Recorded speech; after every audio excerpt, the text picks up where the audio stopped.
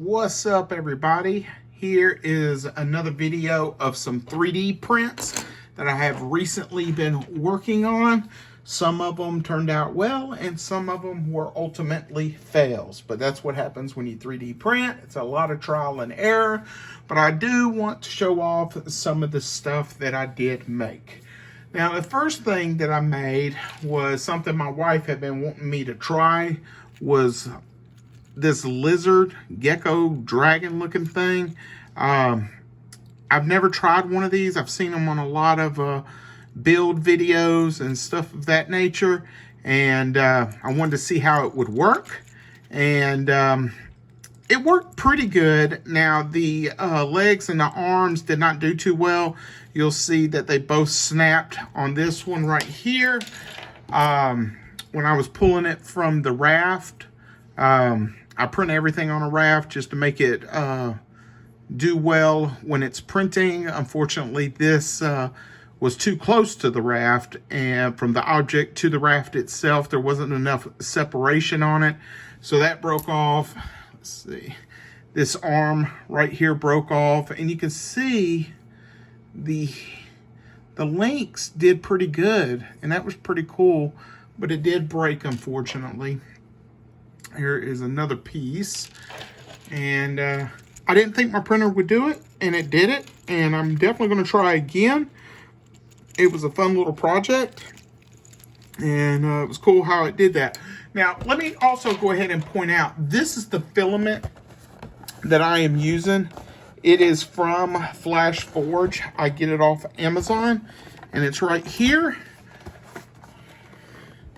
And I use this all the time in different colors because it recommends to use their filament. And what I did this time on my Flash Forge Adventure 3 was I went, instead of advanced settings where I could change the separation of the object to the raft, because I put a couple of extra millimeters in between that area. That way it's easier to remove. I went with the basic settings. Someone told me with the new Flash Print 5 software, I believe it's 5, that they got it pretty dialed in on stuff. Now, I did have difficulty getting stuff off the raft. However, I went with the basic setting fine mode, which caused the prints to print slower, but it added more detail, but it did slow down the speed. And that's where all these prints came from those settings. So I should have mentioned that from the get-go. Now, the other thing I printed, let me see, is this right here. And all of these I found on Thingiverse, by the way. This is a bench, 1/12 scale. Could work in a military base, any type of picture photography, a warehouse, classroom. But I've been playing with some of the sizes. As you can see, this one on the right is a little bit wider, and I made it a little bit shorter. We have a G.I. Joe figure right there showing what it looks like. And you'll see I got a toy haul video I'm going to do shortly after this one. Just didn't want this to be a long video, but there is Stalker on the bench. So I made it a little bit shorter so that his feet could properly get on the ground as he was setting. I'm still debating on whether to make this wider, but I'm pretty comfortable with how it looks right now because it's just a temporary bench that you move around. So I don't want it to be too big, but it's going to work well with your 6-inch figures. And like I said, the initial one was a little bit too narrow on the seat area, and it was a little bit too high, so I changed some of the settings when I scaled it again. Let's see, this right here is an old school CPU hard drive tower, so you got a lot of details right there. Got some vent details right here on the top. Really nothing right there. Got 3 fan details back here on the back. Down here at the bottom, you got the legs that it rests on. Now, unfortunately, that's where the raft was. You can see the texture it does, and where the vents were right there. But again, you know, it's one of those things. I love their settings that they have for the detail, but I hate the settings with the raft. If I use their basic settings, I can't go in there and mess with the advanced settings like I've done on my own print settings prior to slicing the file. So it's kind of a give and take relationship on that. But I really like how this hard drive turned out. So we have that. We have this, which you've probably seen on some earlier videos. This is an AC unit. It is small. Because I'm testing out these settings and stuff on my printer. Right here is where it rested on the raft, so it printed like that from the base to the height. And I'll be honest with you, I didn't use any supports on these, and the vents turned out pretty well. There is a blemish right here. I don't know if you can see that. Right there is a little bit of a blemish. But when I did this same model before, I used supports on the inside right here, and it was awful trying to get those removed. The supports caused the lines not to look good, and I want to definitely try this in a little bit bigger scale to kind of fit 1/12 scale figures. But of course, this is a ventilation fan. They come in all shapes and sizes. So I'm happy how the details worked out.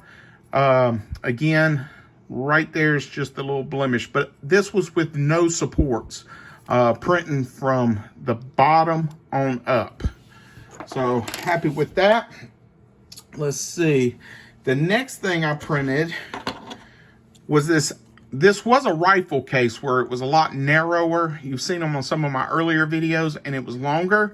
However, I wanted a briefcase, but this turned out to be a suitcase because of the size. But again, these type of Pelican cases come in all different sizes. Now, I am going to clean all of these models up before I print them. I mean, prime and paint them. But you can see where I printed both of these, and then I'm going to glue them together. That handle right there is way too thick for a 1/12 scale figure to hold. So what I'm thinking about doing is cutting one of the handles off where it's just one handle right there in order for the character to hold it. But this will be glued together because it's not hollow. As you can see right here, you could probably take some Google images and print like money or something and just tape it or glue it on there. So when it opens up, it looks like there's money here and there, or the makings of a suitcase bomb or something. You know, that's something that is quite possible. And that way you have it where something is in there. And then you could take hinges and put on the back where it can still function and open. So there's a lot of possibilities with this. So taking this same model, again, trying to get a briefcase, I printed this one after I resized it. And there's some stringing on here and stuff because I haven't cleaned these models up. But here it is right here. And you know what I forgot to do? I forgot to put it next to a figure. So there we go. We've already showed Stalker on the bench. Stand him up. This is a great figure, by the way. I bought 3 of these, and I am going to take some Marvel Legend heads and place on the other 2. Have a little 3-man guerrilla squad out in the bush. Recon, because these camo fatigues are phenomenal. All right, so got the suitcase right there, and that's the size of it. And then with the briefcase, you've got, let's try to get it flat out right there. But what sucks is the handle is way too small. So this might be something where it's just kind of good in the background. But looks pretty good. It'll work for what I want it to. Now, you've seen this particular file cabinet on some earlier videos. This is the rough portion. It printed from this on the raft on up. But this is a file cabinet with Flash Forges settings. And there's the side, there's the bottom, there's the top, and the front, and the back. This is with 15% infill. You see where it's kind of rough right there, so you probably have to put it against a wall. But what I also thought about doing is doing another one and have the rough side on this one, which would be the right side rather than the left side, and just put them together. And then you got a clean look on both of them and have a double cabinet. Now, this can work well in a weapons room, an office area, but real happy how this turned out. A lot better than it did with my settings. So happy with this print overall. Let's see. You've probably seen the quick video I did, the short on some O2 oxygen tank wrenches. My dad, when he takes my mom off to the doctor or different places, he has to have these wrenches in order to operate the O2 tank, and he wanted some extra ones, so I found several on Thingiverse. This is the first one right here. So you got this part and this part, and it's just where you stick it on the knob or the valve to let the oxygen run through the tube. You can do it like that or like that, just depending on how you want it. But you have this one right here. Again, there's a rough side where it was on the raft. We have this one right here. This one is my favorite. It resembles the one that he showed me. I didn't have to rescale these. They were already fit to size on the STL file, so that was a blessing. There's the rough side. There's the good side. Right here are some knobs. Same thing. You would fit this over the device on the tank, and then you have this knob that you can just turn. Something quick to put in your pocket. Same thing, but a different style. You have this one right here. So that looks good. Again, that's the rough side where it was on the raft. And rough side on the raft. Stick it on right there. And then you're able to turn off the valve on and off.